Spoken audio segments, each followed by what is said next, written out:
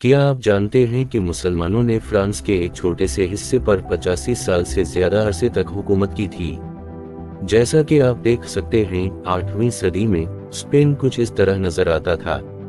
ये तकरीबन मुकम्मल तौर पर मुसलमानों के जेर तसल्लुत था और उसे अल-अंदलस का नाम दिया गया था। चूंकि स्पेन पर अब ईसाइयों का कंट्रोल नहीं रहा, इसलिए मुसलमान मुलाहों को बहिरा रोम में आज़ादाना घूमने का मौका फराहम हुआ। मुसलमानों की खिलाफत के मुख्तलिफ हिस्सों के दरमियान तिजारती रास्ते खुल गए और यहाँ तक कि माल्टा, सिसिली और क्रेट जैसे जज़ायर भी आखिरकार किसी न किसी हुक्मरानी के मातहत हो गए, और इस माहौल से फ़ायदा उठाते हुए बहुत से मुसलमान कज़्ज़ाक़ ने समंदर का रुख किया।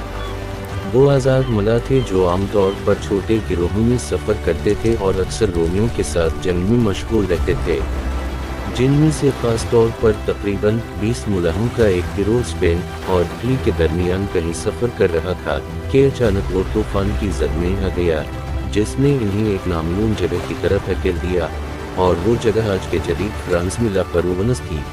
जब वो साहिल पर उतरे तो इन्हें करीबी दुश्मनों का किला नजर आया, और उस किले पर इन्होंने हमला करके पर कब्जा कर लिया और उसे अपने जेर इंतजाम ले लिया।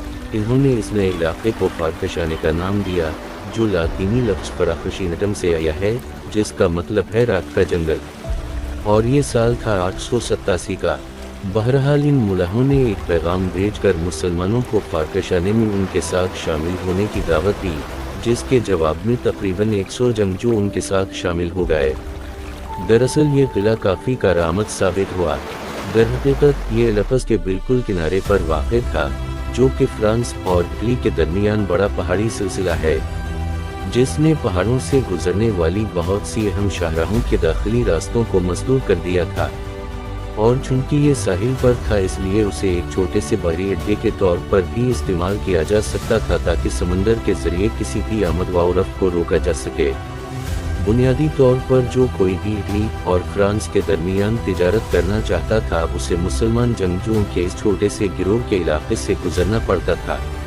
आखिरकार वो आहिस्ता आहिस्ता अपनी अफवाज को बढ़ाने और फ्रांस के देही इलाकों तक अपने इलाके को वसअत देने में कामयाब हो गए। ताहम उनकी तौसी के किसी मौका पर इन्होंने मेवलस ऑफ क्लूनी नामी एक आदमी को पकड़ लिया, जो कि सियासी तौर पर बहुत ही बाअसर शख्स था, जिसका तावान अदा होने के बाद इसे रहा कर दिया गया, और वो फौरी तौर पर खित्ते के दो सबसे बड़े फौजी सरदारों, काउंट वलीम दी फर्स्ट ऑफ पेरोवनस और काउंट आर्डोन ऑफ टोरन के पास गया। इन्होंने मिलकर अपनी पूरी कुव्वत के साथ हमला किया। इन्होंने मुसलमानों की कलील तादाद से फायदा लेते हुए इन्हें पीछे धकेल दिया, और इस तरह 973 में 85 साल के बाद मुसलमानों की ये छोटी सी रियासत अपने अंजाम को पहुंची, जो फारकशाने किले की फतह के साथ शुरू हुई थी। इस किले के खंडरात आज ऐसे नजर आते हैं।